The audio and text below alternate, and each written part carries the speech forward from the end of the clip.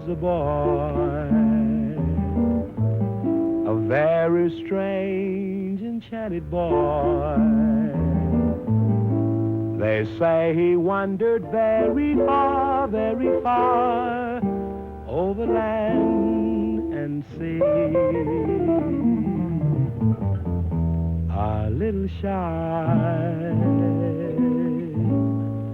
and sad of eye,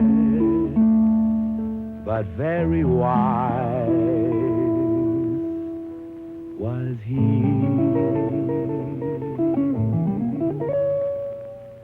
And then one day, a magic day, he passed my way.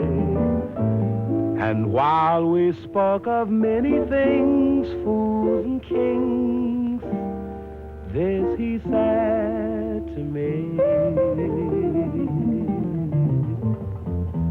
the greatest thing you'll ever learn is just to love and be